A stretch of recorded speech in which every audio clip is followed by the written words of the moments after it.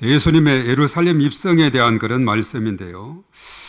예수님의 그 지상 사역의 마지막 한 주간, 바로 오늘부터 진행이 되는 그런 한 주간, 바로 고난 주간이 시작되는 한 주간이 되겠습니다. 그래서 그 첫날에 예수님께서 예루살렘을 입성을 하시게 되죠. 예수님의 예루살렘 입성은 여러 가지 그 과정을 볼 때 하나님의 은혜와 또 인도하심이 함께했다라고 우리가 이 말씀을 통해서 쭉 살펴보면 우리가 깨달을 수가 있습니다.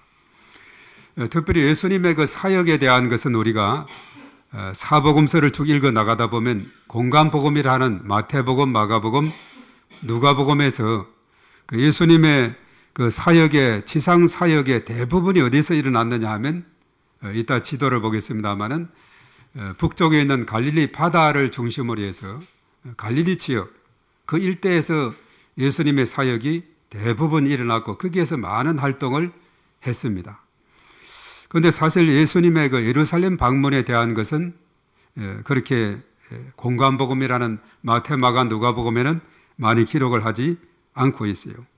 그렇지만 이제 보면은 그 중에서 누가복음에서는 예수님의 그 어린 시절에 대해서 그래도 다른 복음서보다 더 자세하게 어린 시절에 대한 언급이 되어 있습니다. 특별히 누가복음 2장 같은 경우에 보면은 이 어린 시절에 예수님께서 예루살렘에 올라갔던 그 기사가 나오고 있는데 누가복음 2장 22절에 그렇게 말합니다. 모세의 법대로 정결례식의 날이 참에 아기를 데리고 예루살렘에 올라가니 그렇게 말했어요.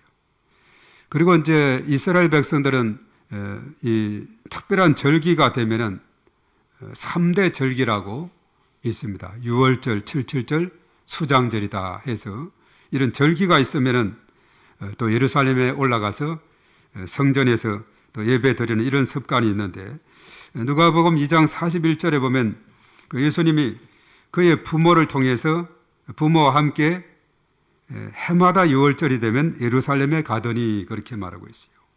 그때 한 12살 되었을 때 이 절기 관례를 따라 예루살렘 올라갔다가 한 며칠 동안에 그 부모가 예수님을 잃어버렸던 그런 적이 있습니다. 그래서 겨우 나중에 찾았는데 어디서 찾았느냐? 성전에 가서 찾게 됐어요. 이 성전에 가보니까 아기 어린 예수가 랍비 선생님들하고 서로 대화하고 이렇게 자꾸 질문하고 이런 모습들을 보게 된 거죠.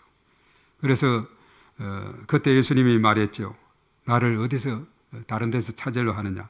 성전에 있는 것을 왜 알지 못했느냐? 이런 언급까지 했죠. 그때 이제 예루살렘에 올라갔던 그런 부분이 나오고 특별히 요한복음 같은 경우는 공간복음 중에서 사복음서에 속하지만 사복음서에 속하지만 공간복음에 속하지 않는 요한복음이 있는데 특별히 요한복음은 예수님의 유대 지역에서 사역을 자세하게 기록을 하고 있습니다. 그래서 특별히 그 이번에 예루살렘 입성에 대한 것도 이렇게 기록을 같이 하고 있어요. 그래서 예루살렘 입성에 대한 것은 사복음서에 다 기록을 했고 특별히 요한복음 같은 경우는 그래도 몇 차례 예루살렘의 방문을 기록하고 있습니다. 2장 13절에 보면은 요한복음 2장 13절에 보면 유대인의 유월절이 가까운지라 예수께서 예루살렘으로 올라가셨더니 그렇게 말하고 있거든요. 그리고 나서 이제 5장에 가서도 5장 1절에 그럽니다. 그 후에 유대인의 명절이 되어 예수께서 예루살렘에 올라가시니라. 그리고 7장에 가서도 7장 10절에 그 형제들이 명절에 올라간 후에 자기도 올라가시되 나타내지 않고 은밀히 가시니라. 바로 예루살렘에 올라갔다는 그런 기사가 되고 있습니다. 자, 오늘 이 본문의 말씀은 예수님께서 고난주간 첫날이라 그랬죠. 바로 오늘 주일입니다.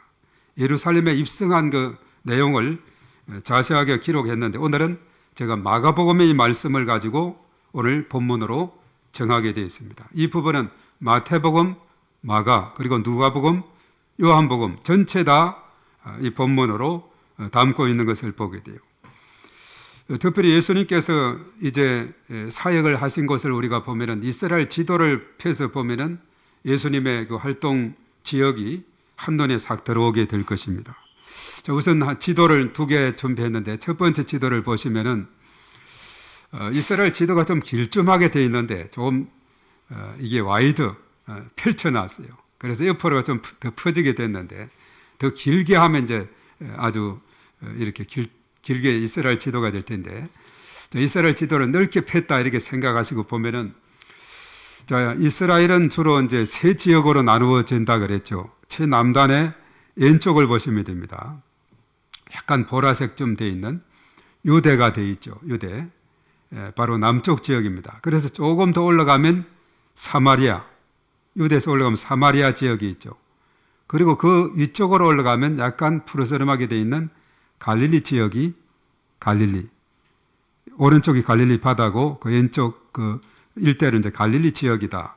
그래서 이 지역을 유대, 사마리아, 갈릴리 이 세 지역으로 이스라엘은 되어 있어요.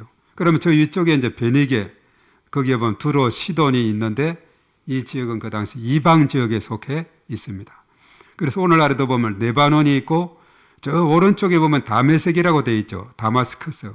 시리아의 수도가 되고 사도 바울이 다메섹 가는 길목에 거의 다가가서 거기에서 낮 정오쯤 돼서 강한 햇볕이 내리쬐므로 앞 땅에 엎드러지게 되고 며칠 동안 앞을 못 보고 음식도 못 먹었는데 이제 다메섹에 들어가서 아나니아로부터 기도를 받고 눈이 뜨여지게 되고 음식을 먹고 기력을 회복해서 완전히 변화를 받아서 복음을 박해하고 믿는 사람을 잡아 감옥에 넣던 바울이 이제는 복음의 정인이 되는 그 장소가 바로 다메섹 가는 길목이 저 다메섹입니다. 저 유명한 다메섹이죠. 오늘날 시리아의 수도로 되어 있는 얼마 전에 이제 지난 2011년부터 그야말로 거기에는 아랍의 봄이다 해가지고 계속 반군과 정부군 사이에 다툼이 있었는데 바로 반군이 이제 정부군을 다 몰아내고 이제 새로운 정부가 또 들어선 그런 나라이기도 한 겁니다.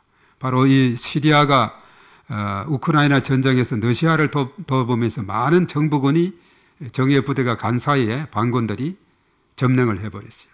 어쩌면 우크라이나 전쟁에서 시리아는 피해 나라가 된 거죠. 정부 이제 대통령도 망명을 가버렸고 반군이 들어서게 됐어요.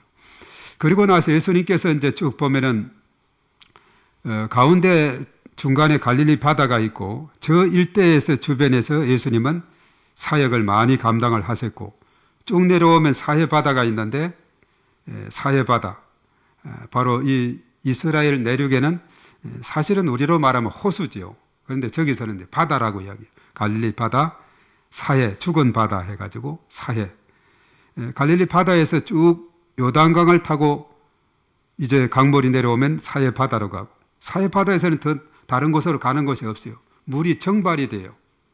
거기에 가면 여러 가지 또 비누를 만드는 거, 또 주변에 호텔이 있어가지고 사해 바다는 수영을 못해도 그냥 누워만 있으면 뜨는 소금기가 짜기 때문에 누워서 그냥 신문도 볼 수 있는 그 바다가 사해 바다가 되는 거죠. 성지순례 가면 이제 거기에 물에 떠서 신문도 읽고 하는 그런 체험도 하기도 합니다. 그런데 이제 왼쪽 지역이 오늘날 이스라엘로 되어 있다면은 물론 왼쪽에는 이 아스골론 이 지역은 가사 지역에 대해 가지고 아직도 이스라엘과 저기서 이제 팔레스타인 아랍인들을 다 독립해서 저기에 두었는데 지지난 해에 10월 7일에 기습 이스라엘 공격하면서 전쟁이 사황이 돼가지고 지금 뭐 거의 폐허가 되다시피 한 그런 가운데 있는 지역이 옛날 블레셋 땅 가사 지역이 되고 있죠. 아직도 여기에는 전쟁의 포화가 끝나지 않았고 또 이스라엘과 저 뒤에 다메섹이라 하는 저쪽 시리아 또 네바논 쪽에 헤즈볼라하고 이스라엘은 또 계속 전쟁의 화염이 끝이 나지 않아요. 휴전했다가 또 다시 풀었다가 뭐 이런 식으로 돼 있죠. 자, 여기에서 보면은 예수님의 사역은 이쪽 좌측에 유대, 사마리아, 갈릴리만 있은 것이 아니라 갈릴리 바다에서 요단강으로 쭉 사해 바다로 요단강이 흘러가는데 오른쪽 지역이 있어요. 이 지역에도 이제 예수님께서 활동했는데 대가볼리가 있죠. 약간 푸르스름한 그 지역, 대가볼리 지역이면 넓은 지역이 대가볼리, 오늘날 요르단 지역에 속해요. 그 아래쪽으로 내려온 베레아가 있습니다. 베레아. 사해 바다하고 근처에 돼 있는 베레아 지역이 있죠. 이 베레아 지역 거기를 지나서 이제 여리고를 지나서 예루살렘으로, 그 다음 그림을 이제 한번 보겠어요. 그 다음. 자, 이것이 바로 예수님께서 주로 전도 여행을 다녔던 장소입니다. 녹색 지역에 예루살렘에서 저 북쪽 갈릴리, 그리고 갈릴리 일대에서, 또 왼쪽에 빨간색으로 되어 있는 것은 두로, 시돈까지, 이방 지역까지 갔다가 저 헐몬산이라고 있죠. 저 헐몬산은 이스라엘이 레바논으로부터 빼앗아 가지고 점령을 했었는데, 이번 또 레바논과 시리아 붙어 있는 그 지역에서 시리아가 반군이 접수하는 그 공백기에 더 밀어내버리고 이스라엘이 차지하고 있습니다. 그 헐몬산 바로 아래쪽이 어디냐 하면 빌립보의 가이사랴다, 이렇게 말합니다. 저기에서 예수님께서 순환 예고를 첫 번째 했어요. 베드로의 고백, 주는 그리스도시요 살아계신 하나님의 아들이십니다. 이 고백을 들은 그 다음에 그 빌립보 가이사랴의 첫 번째 순환 예고했고, 쭉 내려와서 갈릴리에 와서 두 번째 순환 예고를 했어요. 십자가 죽으시고 다시 3일 만에 살아난다. 그리고 나서 이제 쭉 내려와서 아까 말했죠. 베레아 지역을 통과해서 이제 마지막 가면 그 아래 여리고가 나오고 있죠. 사해바다 북단에 여리고 삭개오를 해결시킨 그 유명한 여리고가 있지 않습니까? 세리장 삭개오. 그 여리고를 지나서 마지막 이제 한 주간 간 것이 오늘 벳바게와 베다니, 그 지역을 지나서 예루살렘에 입성을 하게 되는 이런 내용입니다. 바로 이것이 예수님의 마지막 한 주간의 지상 사역이 되고 있어요. 그러니까 예수님께서 활동한 장소가 대략 한 전체가 한 반경 한 70km 정도 되는 거리랍니다. 요즘처럼 자동차가 있었나요? 또 뭐 그 당시에 교통수단이라고는 뭐 거의 도보 걸어서 다니고, 갈릴리 바다에서는 그 옛날 배를 타고 그렇게 또 이렇게 이동하기도 하고, 그리고 이제 오늘 예루살렘에 입성하는 저 베다니, 벳바게, 베다니 이 지역, 예루살렘하고 한 2, 3km 정도 거리 떨어진 거리입니다. 이 지역에서 예수님은 이제 도착을 해서 일이 진행이 되는데, 여기에서 예루살렘에 들어갈 교통수단을 이제 확보하게 되는데, 그것이 바로 낙이 새끼가 되고 있다 하는 것입니다. 그래서 예수님께서 저 지역을 이렇게 쭉 다녔어요. 그래서 성지순례를 하게 되면 예수님의 저 간 길을 쭉 이렇게 둘러보면서 정말 그 옛날 그것을 생각하면 상당한 그 감동과 은혜를 받게 되는 그런 것이 되죠. 그래서 저 지역이 대부분 성지순례 가면 둘러볼 수 있는 거리. 그리고 예루살렘에 가면은 옛날 구토시, 예수님의 십자가의 길이라든가, 또 그 예수님을 기념해서 여러 가지 세웠던 교회들, 또 예수님이 겟세마네 동산에서 밤을 새워 기도했던 겟세마네 동산 교회, 갈릴리는 베드로 또 수익권 교회, 베드로의 집과 해당터, 뭐 이런 쪽을 쭉 이렇게 둘러보게 되는 것이죠. 자, 이제 대가볼리와 베레아를 지나서 예수님께서 벳바게와 베다니, 그러니까 예루살렘에서 약간 동쪽 남쪽 지역에 속한 저 지역, 약간 떨어진 지역까지 가서 이제 오늘 이 본문의 말씀이 이제 시작이 되는데요. 자, 여기에 가서 예수님께서 두 명의 제자를 선택해요. 그런데 두 명의 제자도 누구인지 이름은 없지만은 그 둘 중에 하나는 베드로일 것이다, 이렇게 학자들은 이야기를 하기도 합니다. 하여튼 어느 제자가 됐든지 오늘 두 명의 제자를 이제 저기에 가서 어디로 보내느냐, 벳바게와 베다니에 이르러서 맞은편 마을로 가서 이제 지도는 그만 받아야 되겠어요. 이제 맞은편 마을로 가서 아무도 타보지 않은 나귀 새끼가 있을 터인데 그 나귀 새끼를 풀어서 끌어오라 하는 겁니다.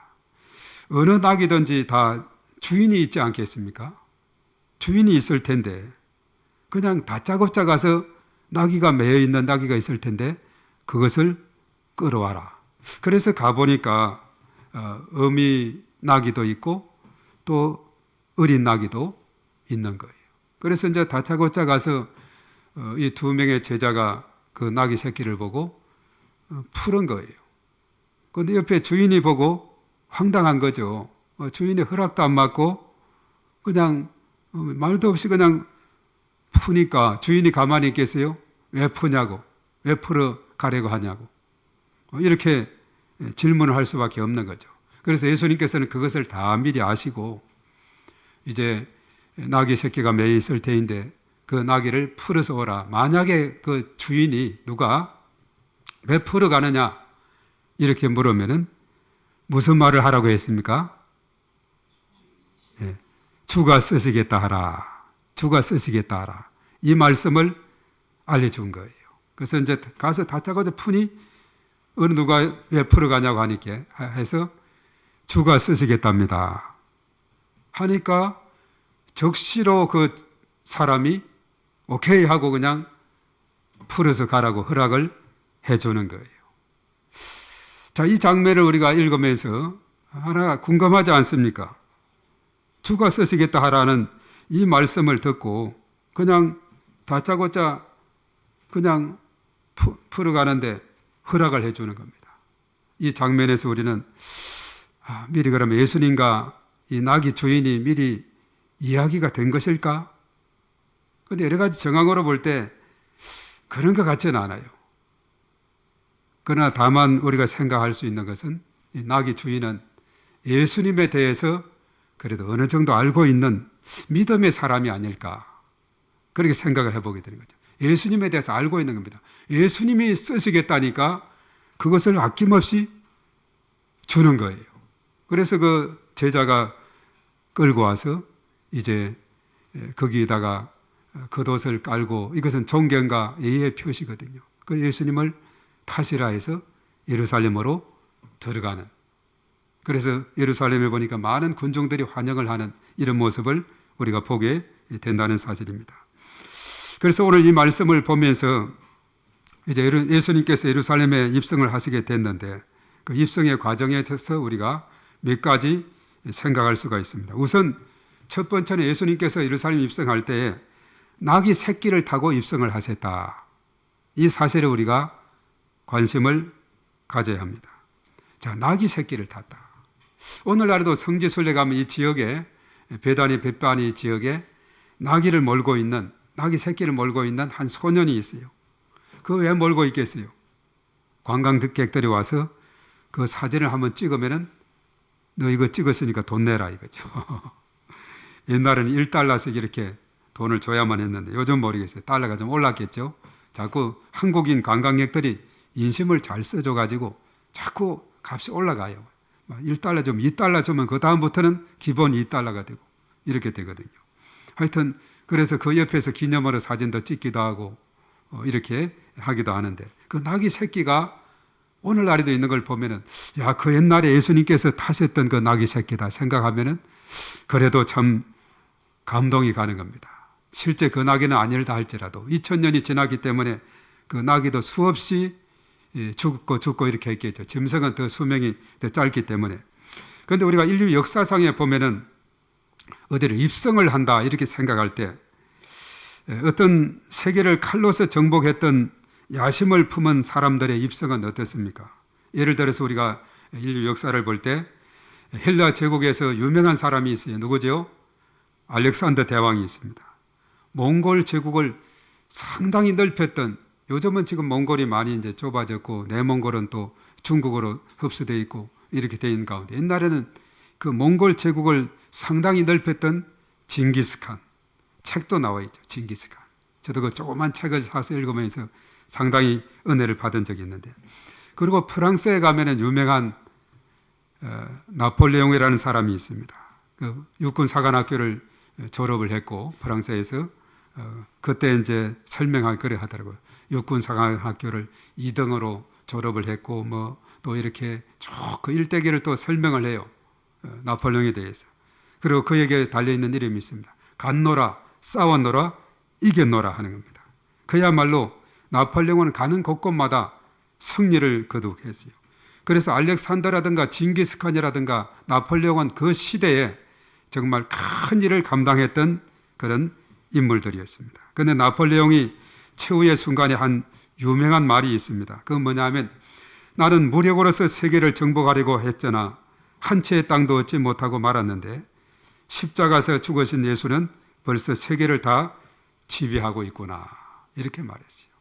무력으로 세계를 제패했던 그런 사람들은 다 역사 속으로 사라지고 한 채의 땅도 남아있지 않지만은 바로 십자가상에서 죽으신 예수님은 벌써 전 세계를 지배하고 있다. 그래서 주의 복음이 그렇죠. 정말 예수님은 말 없는 말이 천리를 간다고. 예수님의 그 복음의 전파는 계속해서 지중해 연안으로 유럽으로 미주로 또 아시아로 아프리카로 저 남미로 전 세계로 뻗어나가게 된 이런 것을 보게 되죠. 하나님 나라가 예수님이 이 땅에 오신 목적이 아닙니까? 영혼을 구원해서 하나님 나라를 세우는 건데 곳곳마다 하나님 나라가 세워지는 이런 놀라운 일이 벌어지게 되는 것을 보게 됩니다. 그런데 예수님께서는 오늘 어땠습니까? 예루살렘을 입성을 하는데 세계를 정복하게 될 예수님께서 그 초라하게 보입니다. 특별히 정복자들은 말을 타고 입성을 해요.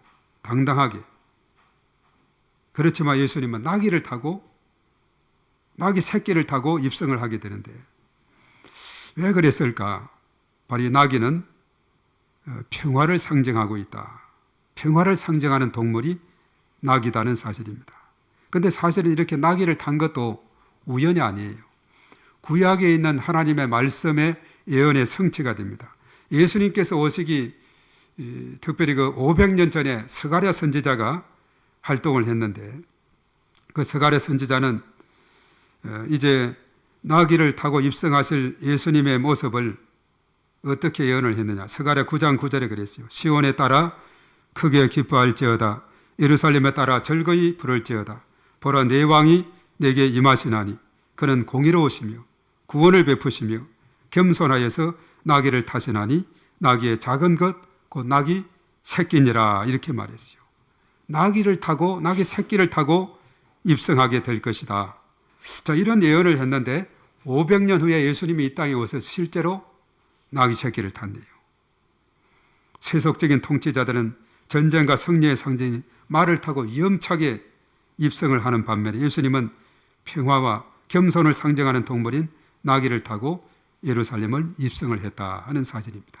자, 이것은 우연이 아니고 구약의 스가랴 선지자 그 예언의 말씀이 성취된, 그래서 성경은 구약은 예언의 책이고 신약은 성취의 책이다 이렇게 말씀하죠. 그 예수님께서는 공의로우시고 구원을 베푸시고 겸손하신 분이다라고 오늘 여기에서 소개를 하고 있죠.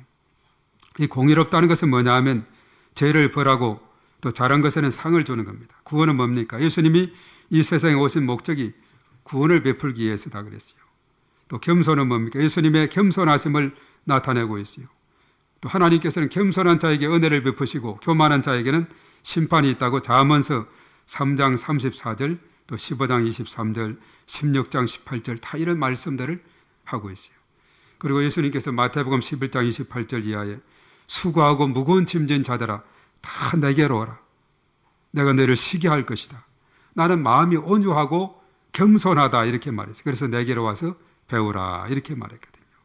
예수님은 겸손의 왕으로 이 땅에 오셨고 또 한편은 이사야 선지자가 평강의 왕이라고 예언을 했는데 이사야는 예수님 오시기 700년 전입니다. 스가랴보다도 200년 더 전에 활동을 했는데 이사야 9장 6절에 그랬어요.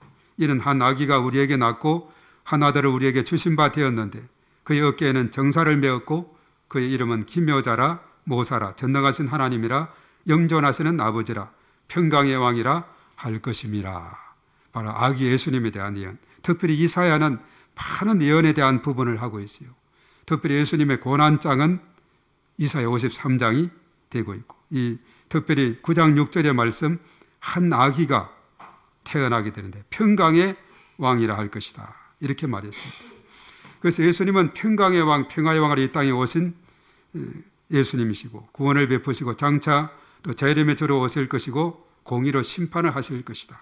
생명책에 이름이 기록된 자는 구원을 받게 되고 행위록에 따라 또한 선악간의 심판이 있어 충성한 자에게는 칭찬과 상급이 불충한 자에게는 책망과 형벌이 있을 것이다. 이렇게 말합니다. 그리고 평강의 왕 예수님을 마음에 모신 자들에게는 하나님이 주시는 평강이 마음속에 강물처럼 흘러넘치게 될 줄로 믿습니다. 그래서 낙이 새끼를 탔다 하는 이게 상당한 의미가 있다는 것이고, 자, 두 번째로 우리가 오늘 여기서 언급할 것은 조금 전에도 언급했죠. 낙이 새끼를 풀어서 가니까 주인이 그냥 두겠어요. 왜 풀어가느냐 하니까 주가 쓰시겠다 이렇게 말하니까 아무런 조건 없이 내어주었어요. 주가 쓰시겠다는 그 말씀에 그대로 순종하게 된 것을 보게 됩니다. 참 놀라운 일이죠. 그는 주님에 대한 헌신이 뛰어난 분입니다. 예수님을 알기 때문에, 바로 예수님이 이 땅의 구세주로서 오신 분을 알기 때문에 그렇게 했다 이렇게 보게 되는 것이죠.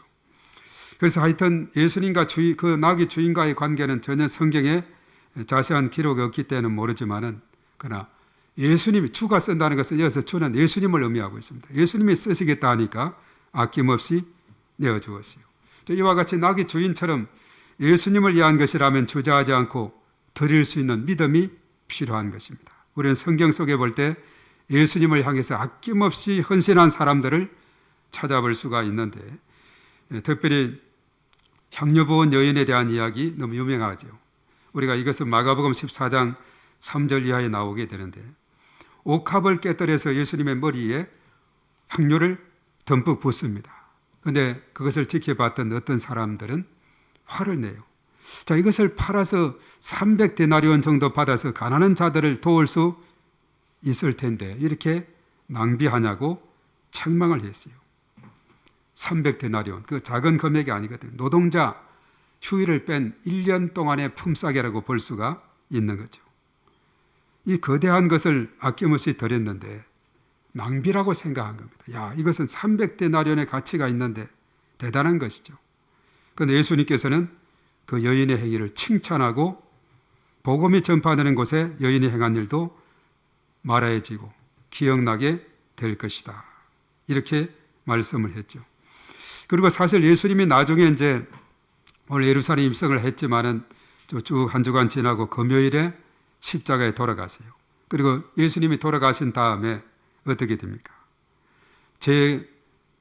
아침 9시에 십자가에 매달려서 오후 3시에 돌아가시게 되는데, 그날 저녁 때 아리마대 요셉이라는 사람이, 그는 존경받는 공예 회원이었고 하나님 나라를 기다리는 자라 했습니다. 예수님의 시체를 달라고 해서 세마포로 싸서 예수님의 시체를 가져다가 바위 속에 판 무덤, 자기가 묻히려고 했던 그 무덤에 예수님을 묻어드리는 이러한 것을 우리가 보게 되는 거죠. 정말 그는 부자였고 바위 속에 판 무덤을 미리 준비했던 그런 사람입니다. 이것을 아낌없이 주님을 위한 헌신으로 내어준 것을 보게 됩니다. 이처럼 주님을 위한 헌신이라면 참으로 아낌없이 내어드리는 이런 사람들을 통해서 바로 하나님 나라가 점점 세워지게 된 것입니다. 저와 여러분들도 주님을 위한 헌신에 귀하게 쓰임받는 아리마대 요셉같이, 또 여기 향유 부은 여인과 같이, 그리고 오늘 낙이 주인처럼 주가 쓰시겠다는 그 말에 아낌없이 들은 그 주인처럼 그렇게 헌신하는 삶, 하나님 앞에 기뻐하는 삶이 될 줄로 믿습니다. 그리고 이제 마지막은 예수님은 고난을 받으시고 구원을 이루었다는 사실입니다. 그 당시에 이제 예수님께서 이제 예루살렘에 가시는 그때는 예수님은 그랬어요. 구약 시대에 유월절 어린 양, 세상 죄를 지고 가는 하나님의 어린 양이다, 이런 표현을 많이 쓰는데, 마치 예수님은 유월절에 세상 죄를 지고 가는 하나님의 어린 양으로 고난당하시고 십자가를 지시게 됩니다. 유월절이 되다 보니까 이스라엘 백성들은 예루살렘에 모인다 그랬죠. 예루살렘의 전국 각지에서 모이는 거예요. 그 사람들이, 군중들이 많이 있는 상태였어요. 예수님이 나귀 새끼를 타고 예루살렘 입성을 하니까 막 사람들이 겉옷을 펴고 나뭇가지를 흔들고, 이 나뭇가지가 나중에 보면 요한복음에는 종려나무 가지라는 것을 분명히 또 말해주고 있습니다. 그것을 흔들고 호산나 이제 구원하소서 하는 그런 구호를 외치면서 대대적으로 예수님을 환영합니다. 왜 그런가 하면은 그 당시 이스라엘은 로마의 통치하에 있었기 때문에 거기에서 해방시킬 메시아다 이렇게 생각이 돼서 그렇게 자기들을 구원해 줄 것으로 생각을 해서 대환영을 했는데 실제는 그러지 못했습니다. 예수님은 그런 정치적인 메시아가 아니라 바로 영혼 구원과 하나님 나라를 건설하기 위해서 이 땅에 오신 것입니다.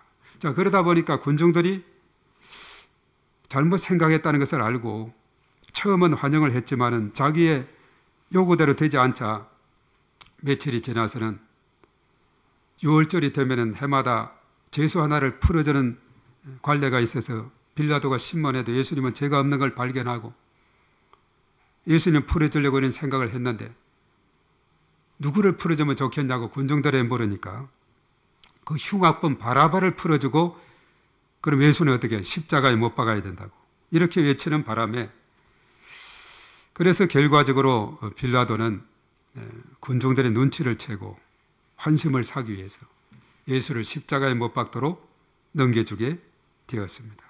그래서 그 예루살렘 입성할 때 그렇게 환영했던 그 무리들이 이제는 십자가에 못 박아야 된다고 돌변하게 된 것이죠. 자, 예수님께서는 이 땅에 오신 목적이 죄 가운데 살아가는 인간들을 구원하기 위한 것이라 그랬어요. 그렇기 때문에 예수님은 근본 하나님과 같은 분이었지만은 인간의 몸으로 이 땅에 오셔서 인간의 몸으로 왔지만은 그는 죄가 없는 분이다 이렇게 성경은 기록하고 있습니다. 죄가 없기 때문에 그런 인류의 구원자가 될 수가 있게 된 겁니다.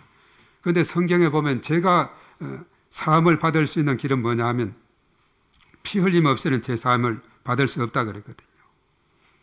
그래서 예수님께서 피를 흘려야 되는데 인간의 몸으로 와서 그는 세례도 받으시고 시험도 받으시고 십자가상에서 고난도 받으시고 십자가상에서 죽을 필요도 없는데 세상 죄를 짊어지고 죽으셔야만 했습니다. 죄를 없애기 위해서는 피 흘려야 했기 때문에 구약시대는 짐승의 피로 속죄를 했지만 불완전했어요. 그러니까 신약시대는 예수님이 단번에 십자가에 죽으심으로 영원한 속죄를 이루신 줄 믿습니다. 히브리서에서 너무나 잘 말씀하고 있습니다. 9장 10장에서. 그래서 누구든지 이전에 예수님의 십자가 피공노제하게 되면 하나님께로 나아갈 수 있는 길이 활짝 열려지게 되어서 다 구원받고 하나님 백성, 하나님의 자녀로 살아갈 수 있는 특권이 주어지게 된다. 얼마나 참 감사한 일인지 모릅니다. 이제는 우리는 짐승을 잡을 필요가 없어요. 예수님이 흘리신 보혈을 의지하면 우리가 죄시험 받을 수가 있게 된다는 거죠. 그래서 고난주간이 시작되는 이 주일에 나귀 새끼를 타고 예루살렘 입성하신 예수님은 고난 당하시고 이제 이번 금요일에 성금요일이죠. 십자가에 못 박혀 돌아가시게 돼. 이것은 뭐냐? 구약의 예언의 성취입니다. 이사야 53장 5절의 말씀, 그가 찔림은 우리 허물 때문이요 그가 상함은 우리 죄악 때문이라. 그가 징계를 받음으로 우리가 평화를 누리고 그가 채찍에 맞음으로 우리가 나음을 입었도다. 영적 치유, 마음 치유, 육신의 치유, 전인적인 구원자 되시는 예수님, 그 예수님의 은혜로 우리가 그 믿음으로 구원을 얻게 되는 놀라운 특권을 얻게 되었다 하는 사실입니다. 그래서 특별히 하나님이 독생자로 이 땅에 보내신 예수님은 공의로 죄를 심판하시고 믿고 회개하는 자에게 구원을 베푸심으로 그리고 또한 겸손의 모범을 보이시고 섬김의 삶을 이 땅에 사신 그런 것을 성경은 우리에게 잘 알려주고 있다는 사실입니다. 그래서 저와 여러분들도 예수님을 따르는 신실한 종들로서 제자로서 죄에 빠진 사람들을 불쌍히 여기고 구원의 길을 인도하는 그런 삶을 통해서 하나님 앞에 큰 영광을 돌리는 그런 삶을 살아야 될 줄 믿습니다. 바로 예수님이 이 땅에 오신 목적이 구원을 이루는 것이거든요. 한 영혼을 구원하는 것 천하보다 귀한 일이다 이렇게 말씀했어요. 그래서 우리가 오늘 종례주일을 맞이해서 예수님께서 예루살렘 입성하시고 또 그 한 주간의 행적을 쭉 이렇게 우리가 생각하면서 예수님의 가르침을 묵상하고 그 십자가 사랑을 깊이 되새기는 우리 한 주간이 되어서 그래서 더욱더 주님 사랑을 깨닫고 주님 사랑을 온 땅에 전파하는 저와 여러분들이 되어야 될 줄로 믿습니다. 오늘 이 시간 우리 하나님 앞에 나아가기 전에 먼저 성찬식을 이 시간에 먼저 가지도록 하겠습니다. 성찬식을 하고 찬양과 기도로 나아가도록 하겠습니다. 자, 우선 제가 성찬식을 언급합니다. 성찬예식은 우리 주 예수께서 친히 세우신 거룩한 예식입니다. 우리는 예식에 참여함으로 주님과 더욱 친밀해지고 피 흘려 구속해 주신 은혜에 더욱 감사하게 되며 구원의 확신을 얻게 됩니다. 자, 우리가 성찬식에 참여하기 위해서 우리의 모든 죄와 허물을 회개함으로 주님의 용서하심과 이루하여 주심을 받아 이 예식에 우리가 참여해야 될 줄로 믿습니다. 우리 잠시 하나님 앞에 회개하는 기도를 하도록 하겠습니다. 십자가로 우리의 죄를 씻어달라고 다 같이 기도합니다. 거룩하신 하나님 아버지, 주의 아버지, 주의 아버지,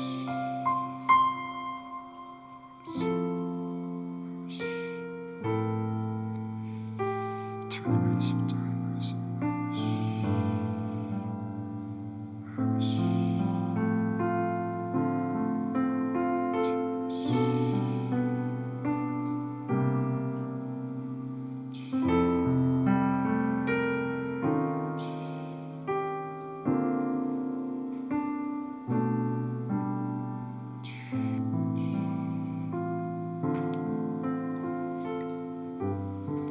주님 감사합니다. 주님께서 흘리신 그 십자가, 그 보혈, 그리고 찢기신 그 살, 바로 이것이 우리를 죄악에서 건져주신 구원의 길이었음을 우리가 고백하며 그 십자가 피공로 의지에서 우리의 모든 죄를 씻어주시고 또 구원하게 하심을 감사하며 우리 이 시간 예수님께서 찢기시고 흘리신 그것을 기념해서 성찬식에 참여하고자 하오니 주께서 은혜를 더하시고 저들에게 크신 권능으로 축복하여 주시옵시고 우리의 모든 죄를 눈과 같이 희게 깨끗이 정결케 하여 주시옵소서. 주여 믿사옵고 예수님의 이름으로 간절히 기도하옵나이다. 아멘. 자, 우리 장로님들 오셔서 우리 하겠습니다. 자, 앞으로 이 장로님 나오셔서 보겠습니다.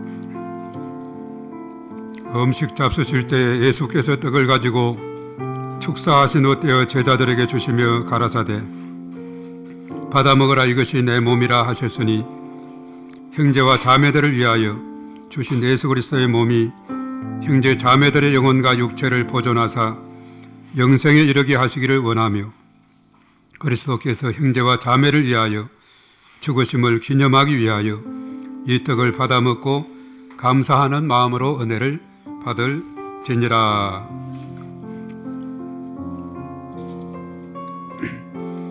또 잔을 가지고 축사하신 후 저희에게 주시며 가라사대 너희가 이것을 마시라 이것은 언약하는 나의 피니 여러 사람의 죄 사함을 위하여 흘림이니라 하셨으니 형제와 자매들을 위하여 흘리신 주 예수 그리스도의 피가 형제와 자매들의 영혼과 육체를 거룩하게 보존하사 영생에 이르게 하시기를 원하며 그리스도의 피가 형제와 자매들을 위하여 흘려주신 것을 기념하기 위하여 감사하는 마음으로 받아 마시고 은혜를 받을지니라. 자, 예수님께서 이제 찢기신 그 살과 흘리신 피가 우리의 모든 죄를 깨끗이 씻는 그런 유일한 길이 됩니다. 그래서 내가 곧 길이요 진리요 생명이니 나로 말미암지 않고는 아버지께로 올 자가 없느니라 라고 말씀을 했습니다. 이 시간 십자가 그 사랑을 우리가 깊이 생각하고 이런 하나님 사랑 옆으로는 이웃 사랑을 실천하며 나가는 우리의 삶이 온전히 됨으로 또 하나님 앞에 큰 영광 돌리는 아름답고 복된 삶이 펼쳐지게 되기를 바라겠습니다. 주의 나라가 땅끝까지 전파되고 주님 오시는 그날까지 이 복음이 계속 전파되는 귀한 역사가 일어나게 되기를 바랍니다. 기도합니다. 존귀하신 하나님 감사합니다. 예수님의 그 십자가, 그 놀라운 은혜, 그 사랑에 너무나도 감사하며 이제는 이루는 하나님을 사랑하고 옆으로는 이웃을 사랑하며 살아가는 우리 아름다운 삶이 될 수 있도록 은혜를 더하시고 이 복음의 빛을 땅끝까지 전파함으로 온 열방 가운데 주의 나라가 든든히 서게 도와 주시옵소서. 모든 영광, 모든 것 주님께 감사드리며 예수님의 이름으로 간절히 기도하옵나이다. 아멘. 이제 주의 보좌로 나아갈 때 우리 찬양하고 함께 통성으로 기도합니다.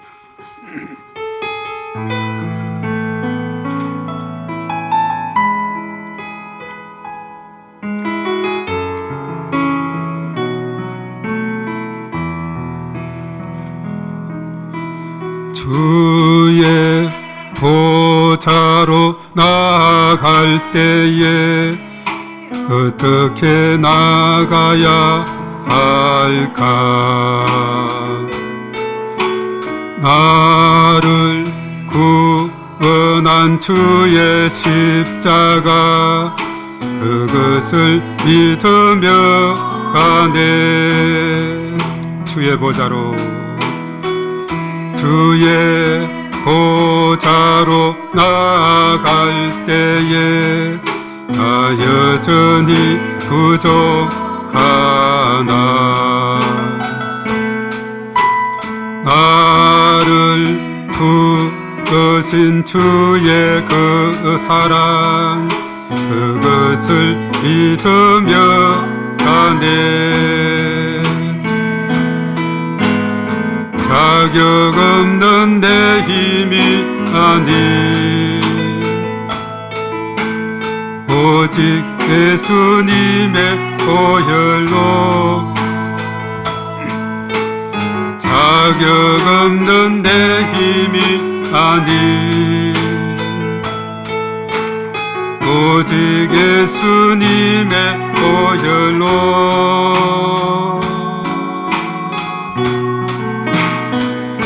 십자의 보혈 완전하신 사랑 힘입어 나갑니다. 십자의 보혈 완전하신 사랑 힘입어 예배합니다. 십자가의 보혈 십자의 보혈 완전하신 사랑 힘입어 나아갑니다. 십자가의 보혈 완전하신 사랑 힘입어 예배합니다. 한 번 더 십자가의 보혈 십자가의 보혈 완전하신 사랑 힘입어 나갑니다. 십자가의 보혈 완전하신 사랑 힘입어 예배합니다.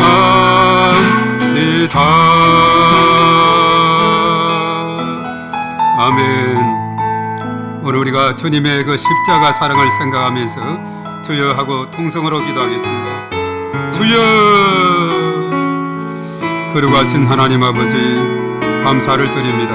독생자 예수님을 이 땅에 보내셔서 그는 근본 하나님과 같은 본체이시나 낮고 천한 이 땅으로 보내셔서 세상 죄를 지고 가는 하나님의 어린 양이 되셨음을 우리가 믿습니다. 유월절 어린 양이 되셔서 피 흘림이 없이는 죄사함이 없다 했는데 구약시대는 짐승의 피를 잡았지만 신약시대 이제 예수님께서 단번에 십자가에 죽으심으로 영원한 속죄를 이루었습니다. 고난주간이 시작되는 오늘 첫날 정례주일을 맞이해서 예수님께서 예루살렘에 입성하심은 참으로 이제 고난주간 한 주간을 이제 나아가기 위한 길이었습니다. 이제 한 주간 예수님의 지상사역의 마지막을 이루게 되는데 마지막은 십자가의 죽으심으로 인류 세상 죄를 지고 가는 하나님의 은혜를 나고로서 그 사명을 감당하는 그 일이었습니다. 그래서 겟세마네 동산에서 목요일 밤에 할 수만 있으면 십자가 지는 이 잔을 내게서 떠나가게 해달라고 했지만 그러나 내 원대로 마옵시고 아버지의 원대로 되기를 원한다고 간절히 기도했습니다. 그렇습니다. 예수님이 땅에 오신 목적이 하나님의 구원의 길을 성취하기 위한 길인 거로 피할 수 없는 십자가, 고통의 십자가, 살이 찢기고 피가 흘려지고 참으로 고통의 십자가를 제시하면 했던 것은 바로 나와 모든 인류의 죄를 짊어지시기 위해서 그렇게 할 수밖에 없었고 일찍이 이제 예수님이 이 땅에 오셔서 예루살렘 입성의 과정도 나귀 새끼를 타는 것도 스가랴 선지자를 통해서 예언이 되었고 또한 예수님의 십자가 지심도 이제 이사야 선지자를 통해서 예언이 되었습니다. 그가 찔림은 우리 허물 때문이요 그가 상함은 우리 죄악 때문이라. 그가 징계를 받음으로 우리가 평화를 누리고 그가 채찍에 맞음으로 우리가 나음을 입었다고 말씀을 했습니다. 그렇습니다. 예수님의 십자가, 그 십자가 사랑으로 우리가 구원을 받게 된 것 너무나도 감사를 드립니다. 이제는 하나님 앞에 영광 돌리며 하나님을 사랑하고 이웃을 사랑하며 살아가는 한 영혼을 구원하는 것이 온 천하를 얻는 것보다도 더 귀하고 값진 것을 깨달아 주의 복음 전파에 귀하게 헌신하고 쓰임받는 저희 모두가 될 수 있도록 하나님께서 은혜를 더하여 주시옵시며 특별히 고난주간 한 주간 동안 예수님의 그 십자가 사랑을 깊이 되새기며 우리가 또한 하나님의 앞에 나아가며 특별 새벽 기도를 통해서 또 하나님 앞에 가까이 나아가며 기도하며 예수님의 그 놀라운 사랑을 깊이 되새기는 귀한 시간이 되게 하시고 그러므로 인해서 그 십자가 뒤에 있는 부활의 영광을 우리가 소망하는 저희 모두가 될 수 있도록 하나님께서 은혜를 더하여 주시옵소서. 주여 믿습니다. 주님 도와 주시옵소서. 믿습니다. 거룩하신 하나님 감사합니다. 하나님의 그 사랑이 너무나도 위대하고 크다는 사실을 주님의 십자가 사랑을 통해서 깨닫게 하시니 감사를 드립니다. 우리 스스로 해결할 수 없는 죄 문제, 하나님 떠난 문제, 사단의 지배 아래 있던 창세기 3장의 그 문제가 예수님이 이 땅에 오셔서 그런 제사장, 선지자, 왕으로서 귀한 직분을 감당함으로 우리의 모든 인생 문제 해답이 되시고 우리를 구원해 주신 것 너무나도 감사를 드립니다. 이 은혜 가운데 하나님이 주시는 참 평강과 감사와 기쁨을 회복하며 나아갈 수 있도록 은혜 주신 것 너무나도 감사를 드립니다. 이 믿음으로 날마다 승리하며 나가는 저희 모두가 되게 하시고 아직도 죄와 허물로 고통과 방황 가운데 있는 수많은 영혼들에게 구원의 빛을 심어주는 저희들이 될 수 있도록 하나님께서 은총을 베풀어 주시옵소서. 특별히 우리가 정례주일을 맞이해서 주님의 그 놀라운 사랑을 깊이 되새기는 귀한 시간이 되게 인도하여 주시옵소서. 이제는 우리의 길과 진리와 생명 되셔서 십자가상에서 피 흘려 돌아가신 예수 그리스도의 그 놀라운 은혜와 하나님 아버지의 사랑과 보혜사 성령님의 내주하시고 인도 역사 충만 기름 부으심이 오늘 시간 참여한 우리 모두에와 우리의 가정과 자녀 생활, 직장, 사업장, 일터위에 몸된 교회와 이 나라 민족과 온 열방 위에 이제와 영원토록 함께 하시옵기만을 간절히 축원하옵나이다. 아멘.